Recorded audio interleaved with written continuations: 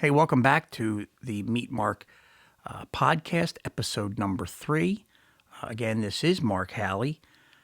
I'm trying to focus my conversations on some specific things.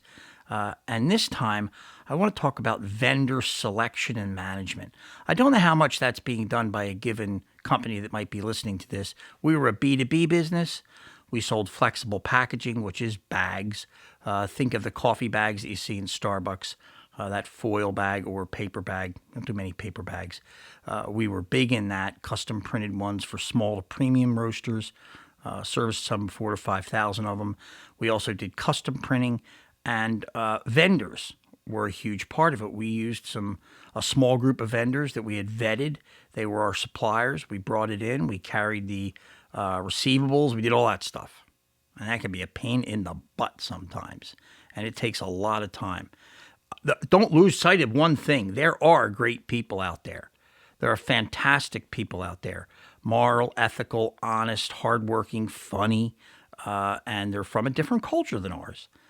Going across cultures, if you're going into Asia, which I did a lot, or into somewhere like even in Europe, South America, Mexico, I've been around most of those places a lot. And I've been into a lot of manufacturing facilities. A couple things you need to know. Don't be afraid to ask about the specifics that you need to be done. I go to the vendor. I want to see what they're doing. I don't want any fooling around or shenanigans. And let me tell you what, there's a lot of shenanigans going on out there. I go in trusting, but I always have a little bit of a cautious optimism. And more times, the cautious, not optimistic is what starts to turn out. Over the years, I'd say 1 for 10, maybe 2 for 10 on vendor searches. That meaning I went into a lot of crappy vendors.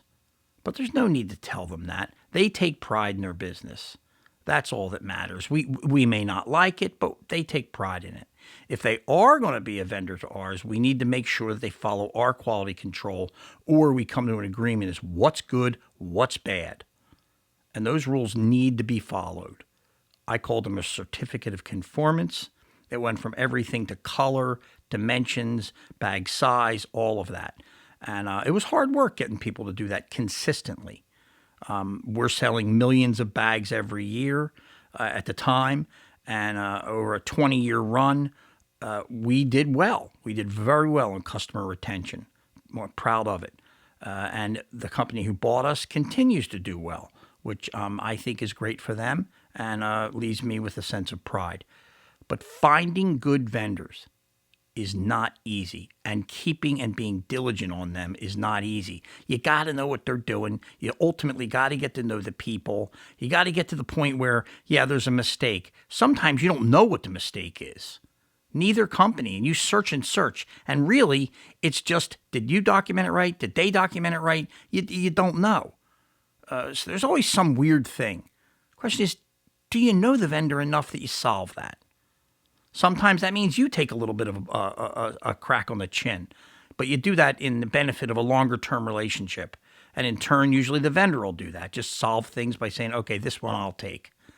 I've had 2 or 3 vendors that I've worked with for 25 years. In fact, I would leave my children with them. I would, anything. These are great people, but it was hard to find. You're going across a culture. That's huge. You don't know it until you're really doing it. You're not from this foreign country. You're from here. You need to respect it, you need to learn from it, and you need to hope, and you will, find somebody that can be a helpful person. It's not easy. What I'd like to talk about in the future here is, do you have good quality control? What is it? Are you able to tell me what's gone wrong for the past year with certain vendors? And if something did go wrong, what was it that went wrong? Are you tracking that? Do you know what the primary reasons for things going wrong? Or do you just know, oh my God, a lot of things went wrong? That doesn't count. You have to be able to zero in on it. It can be done. Anybody listening, you can do it. So I want to send that along. I hope it helps. And if it doesn't, I'm sorry. That's about all. I will call it quits today and have a good one.